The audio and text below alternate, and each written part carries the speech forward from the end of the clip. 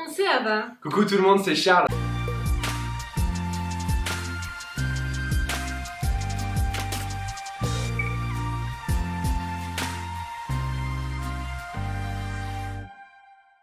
On espère que vous allez merveilleusement bien comme toujours. Bon, léger changement de décor. Grave. Parce qu'on change totalement de concept aujourd'hui. Vous avez pu le voir dans le titre. Nous lançons notre nouvelle série de vidéos SOS pâtissier en détresse. Alors SOS PED pour les intimes. Je sais pas si c'est stylé, dites-nous si c'est stylé dans les commentaires comme non. En tout cas, nous ça nous fait rire. Qu'est-ce que c'est que ce concept? Eh bien, on s'est rendu compte que vous êtes hyper nombreux en message privé à nous poser des questions un petit peu de base par rapport à la pâtisserie, que ce soit sur des macarons, des choux, des pâtes, des crèmes, un petit peu tout en fait, ce qui compose des desserts. On a décidé donc de vous faire une rubrique sur notre chaîne YouTube où on va répondre, peut-être pas chaque semaine, on va voir si ça vous plaît déjà, bien sûr. Mais on va répondre à vos questions. On vous a posé sur Instagram un petit sondage pour que vous puissiez nous dire quels sont vos plus grands problèmes. Et à chaque fois on traitera d'un sujet. Aujourd'hui par exemple, on va se lancer dans les problèmes que vous avez avec les crèmes. Alors si vous aimez ce concept de vidéo, n'hésitez pas à dès maintenant nous mettre un petit pouce bleu comme ça, on se chauffe rapidement. Donc pour vous dire, les problèmes majoritaires, ceux qui vous embêtent le plus, qui vous frustrent le plus, on en a déterminé 3. Par rapport aux crèmes. Par rapport aux crèmes en tout cas, parce que c'est le thème de cette vidéo là, on en fera d'autres certainement. Donc les 3 problèmes c'était quoi? C'était premièrement, pourquoi mes crèmes ne montent pas? Donc on va aborder ça dans la vidéo. Deuxièmement, pourquoi parfois elles montent mais elles tranchent? Donc ça c'est un autre problème.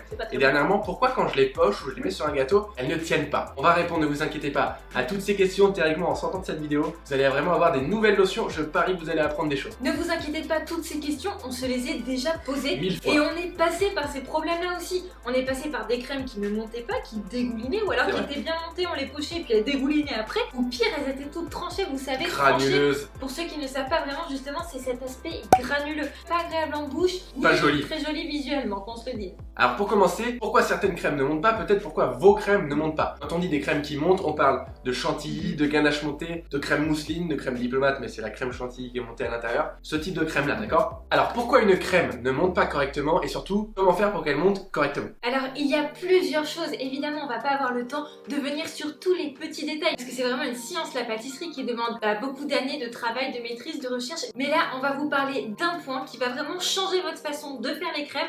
Je l'espère en tout cas, et déjà vous faire comprendre la différence avec peut-être ce que vous faisiez avant et qui ne fonctionnait pas. On ne va pas revenir sur les basiques que vous connaissez déjà, je pense pour la majorité, qu'il faut que ce soit froid, que ce soit votre crème ou votre cul de poule, la température de la pièce, tout ça c'est des choses que vous avez déjà entendues, que ce soit sur une chaîne YouTube ou alors écrit sur un blog, enfin bref. Et pourtant vos crèmes ne montent toujours pas. Et qu'est-ce qui peut se passer? Eh bien la solution ça peut être le taux de matière grasse qui se trouve dans votre crème. Et écoutez bien parce que c'est vraiment super intéressant. Ce sont les molécules de gras qui vont venir renfermer les bulles d'air. Et donc plus il va y avoir de molécules de gras, plus on va pouvoir emprisonner de l'air à l'intérieur de ces molécules de gras et c'est ça qui va donner le volume à notre crème, c'est ça qui fait cet aspect monté. Par exemple si vous utilisez une crème liquide 15% de matière grasse comparé à une crème 30% de matière grasse, donc vous allez avoir 2 fois moins de molécules de gras, donc 2 fois moins de bulles d'air qui vont être incorporées, donc 2 fois moins de volume. Et 2 fois moins de chance pour vous de réussite. Donc on reçoit parfois des messages nous disant j'ai une crème allégée, est-ce que je peux le faire avec une crème allégée? Tu peux essayer.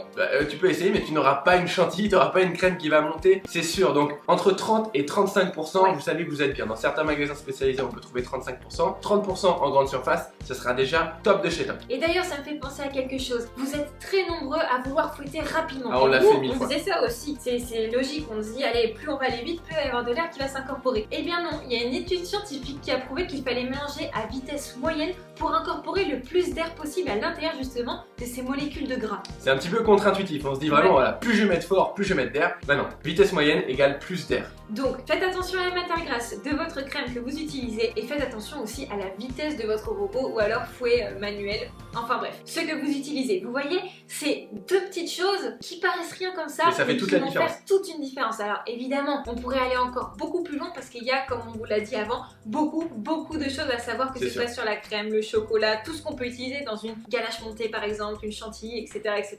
Voilà, si vous voulez aller plus loin, dans les ateliers virtuels on vous explique tout. Évidemment. D'ailleurs, ça me fait penser à quelque chose pour vous rajouter encore un petit détail. Pourquoi quand on va très vite, la crème elle a tendance à moins bien monter? Parce que les mouvements trop rapides du fouet, ça va aussi chauffer la crème. C'est comme quand quand on met quelque chose au mixeur, à la vitesse de l'hélice, ça fait chauffer le mélange. Et on sait que plus c'est froid, mieux ça monte. Donc, vous voyez, on peut comprendre assez facilement pourquoi la vitesse moyenne, c'est beaucoup mieux. Donc on a déjà réglé un point. Testez ça, vous allez voir. Un problème sur 3. Vous allez franchement être hyper heureux d'avoir regardé cette vidéo YouTube. Alors maintenant, on va passer au deuxième point qui, je sais pas pour vous, mais nous, c'était ce qui nous frustrait le plus.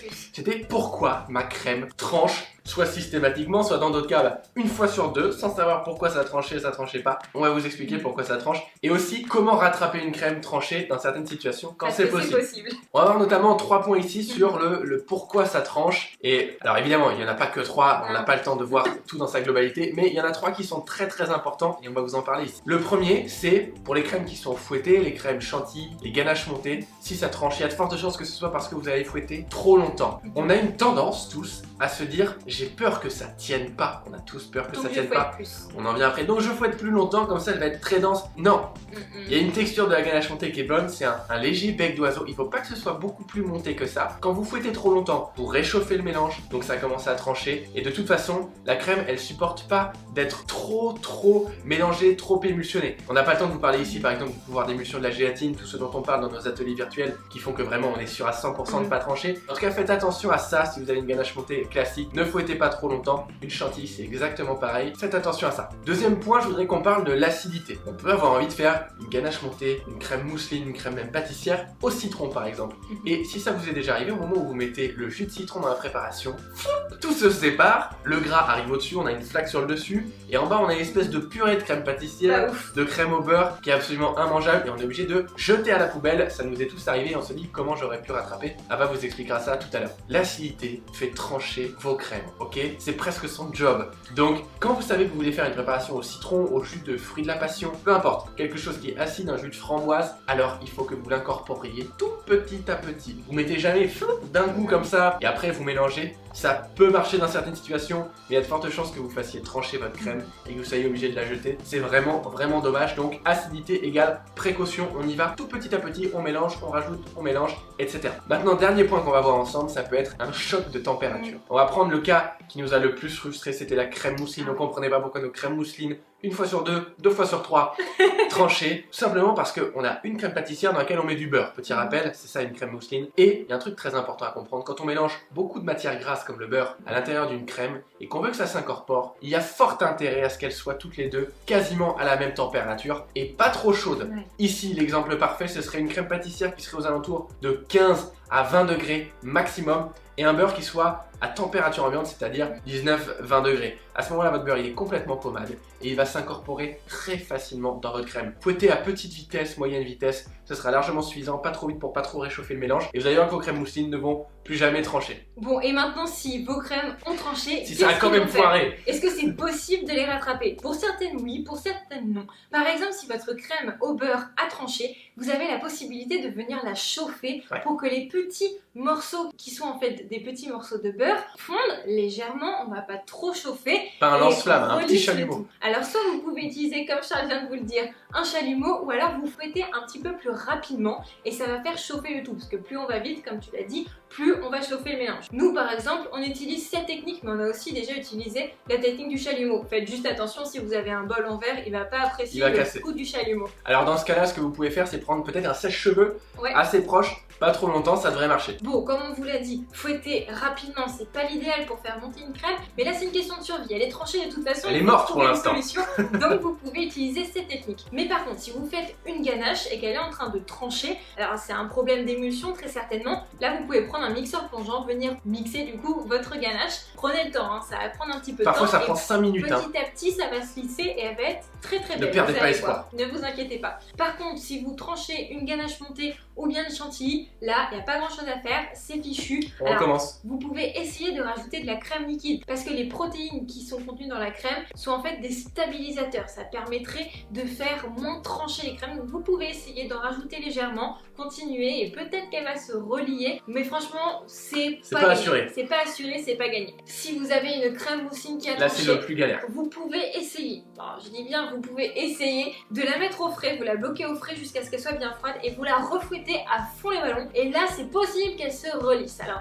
on dit bien c'est possible. Nous, je sais pas si on a déjà testé cette technique-là. Je pense que ça peut marcher honnêtement. C'est pas du 100%, mais de toute façon, elle est foutue la crème. Autant tenter donc, des choses. Essayez. Par contre, si vous avez une crème anglaise, j'en reviens, c'est le dernier exemple je crois, si vous avez une crème anglaise qui est tranchée, c'est que vous avez très certainement dépassé les 84 degrés lors de votre cuisson où on attend qu'elle soit bien à la nappe. Vous connaissez certainement cette technique. Et bien là, soit vous la passez à travers un tamis bien fin pour récupérer les grumeaux qui en fait sont de l'omelette. C'est de l'omelette, c'est de l'œuf qui a trop cuit.